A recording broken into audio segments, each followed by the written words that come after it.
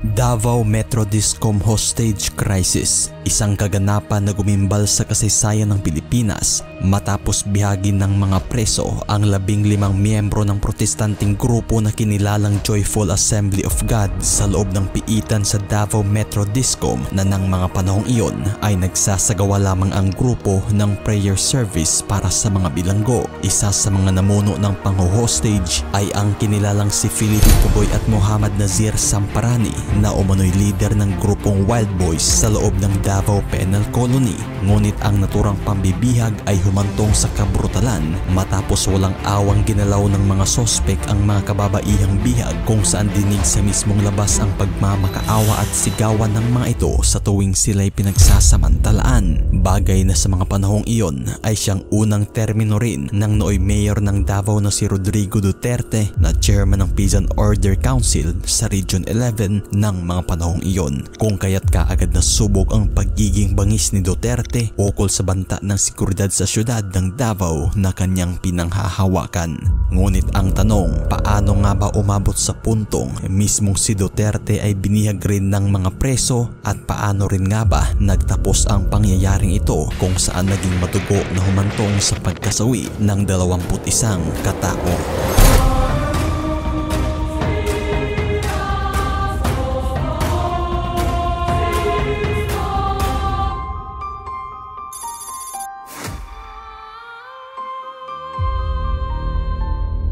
Bago pa man nangyari ang madugong pambibihag sa Davao Metro Discom noong August 30, 1989 na pinamumunuan ni na Felipe Pugoy at Muhammad Nazir Samparani, balikan na muna natin ang kaganapan sa Davao Penal Colony. 4 na buwan ang nakaraan bago nangyari ang naturang madugong hostage crisis.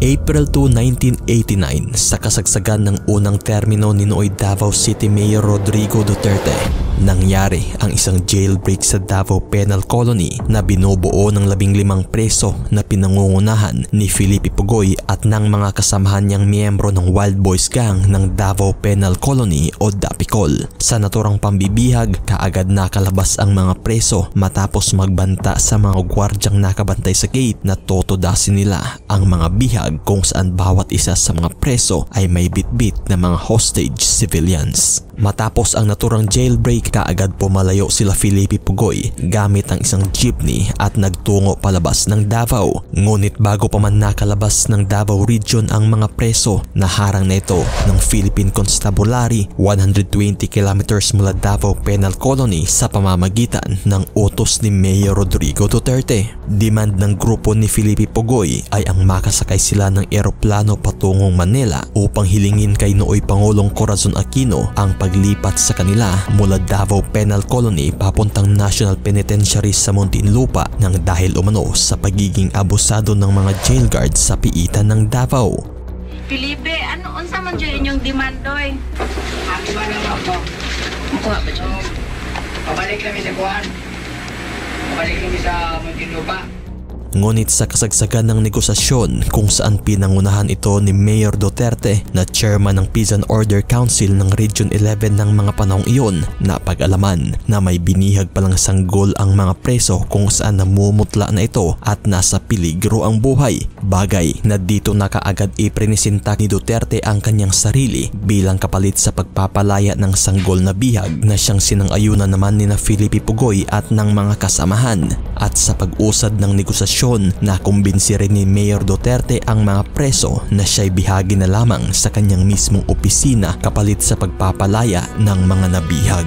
At kalaunay, mapayapang pinakawalan rin ng 13 preso ang kanilang bihag na sinundan rin ng kanilang pagsuko. Ngunit sumuko man ang 13 preso, hawak pa rin ng natitirang 2 preso na sina Felipe Pugoy at Ricardo Navarro si Duterte sa kanyang opisina, kasama ang 2 pang binatil yung bihag. At nang dahil sa tila malabo nang mangyari ang kahilingan ni na Felipe Pugoy na makatungo ng Manila upang hilingin kay Pangulong Corazon Aquino ang kanilang hingain na mailipat, huling kahilingan na lamang ni Pugoy ay makita ang kanyang ina na kaagad namang tinugunan ng militar. At matapos ang pagtugon sa hiling, tuluyan na ring sumuko sina Felipe Pugoy at Ricardo Navarro kapalit sa pangakong ilipat sila sa National Penitentiary sa Muntinlupa kasama ang iba pang mga bilanggo. Istorya niya, hinahinay, Pag-ubot si Katulo, ako na may hostess nila, so kumpiyansa sila. Pahawa na itong ubang mga babae, 16 ka babae, tagsa sila. So minus nung dito may, inyawan ako, paulian na lang. Natutar na naman ko, nagpa-hostess ko nimo sa ako pang. Sige, may istorya. Pagkadugag, istorya ko po yung siya nga. Unya, surrender me. Di mo mapriso. O dili mo mapriso. Masamayin ako, ingon ako, siguro pardon mo. Mga pilakaad daw may hasta tong kaso na mo, murder ang kaso at buang. Ay naku, ko apel to. Ay, ulit sing wala. Istorya mo lang eh. No, sige mo. Sugot. Pag-iugot tuntog yun, putang.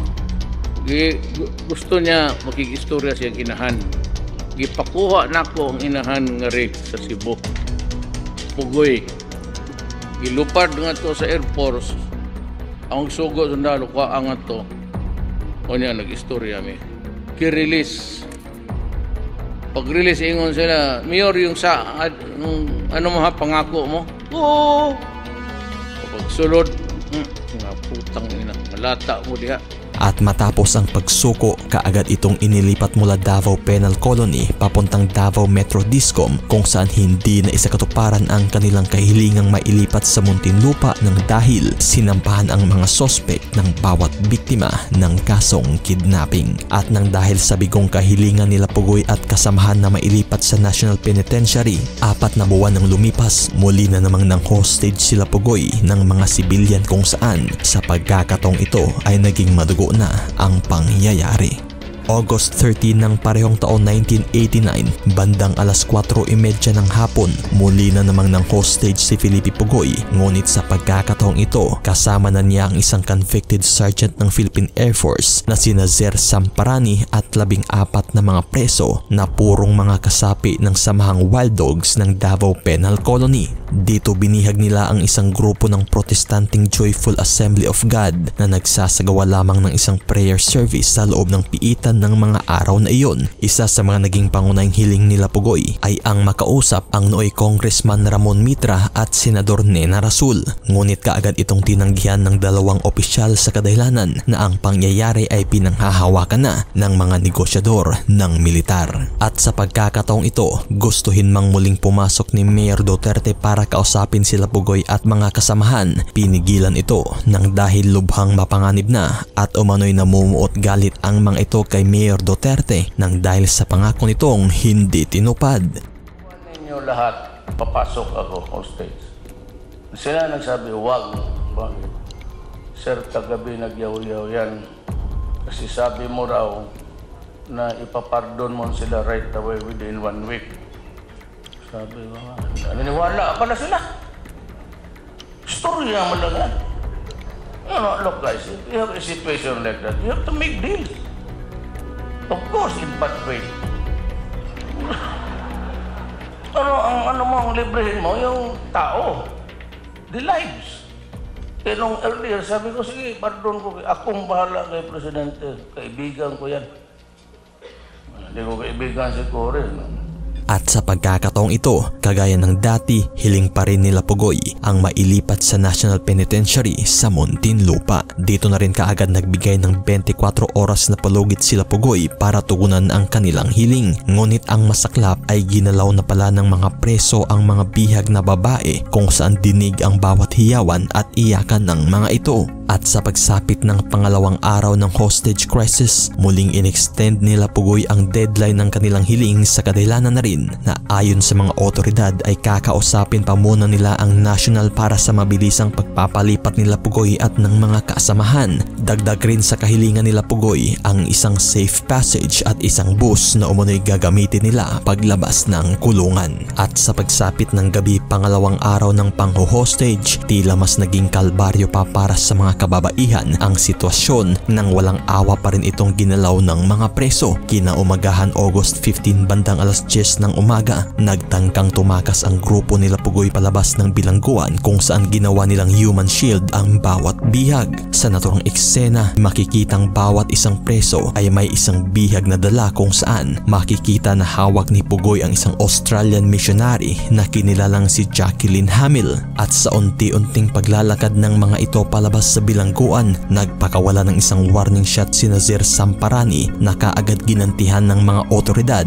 bagay na nagresulta ito sa palitan ng bala kung saan kaagad humandusay si Nazir Samparani at ang bihag nitong dala-dala. At nang dahil sa pangyayaring ito, kaagad bumalik sila Pugoy sa loob kung saan kinaladkad nila ang mga bihag na may iilan ng duguan ng dahil sa pangyayari. Ngunit ilang oras lamang ang lumipas, nakatakas naman ang dalawang bihag na kaagad nagbigay ng salaysay sa kung ano ang tunay na kalagayan ng mga bihag sa loob. At nang dahil sa ipinapakitang kabrutalang pagtrato ng mga sospek sa bawat bihag, ilang oras ang lumipas bandang alas 3 ng hapon, nangyari ang muling palitan ng balas sa pagitan ng militar at mga preso kung saan pinaulanan ng militar ang loob ng tear gas na nagresulta sa pagtakbo nila Pugoy at mga kasamahan palabas, kung kaya't dito na niratrat ng mga kapulisan ang bawat sospek na nagresulta sa pagkasawi ng mga ito. Bagamat natodas man ang lahat ng sospek sa pambibihag, kasama namang nasawi ang 5 hostages kabilang na ang Australian missionary na si Jacqueline Hamill na nagawa pang maitakbo sa ospital, ngunit kalaunay nasawi rin ito. Bagay na ang 1989 Davao hostage crisis ay isa lamang sa pinakamadugong hostage crisis sa kasaysayan ng Pilipinas na nagresulta sa pagkasawi ng 21 buhay kabilang ang 16 na sospek at 5 hostages.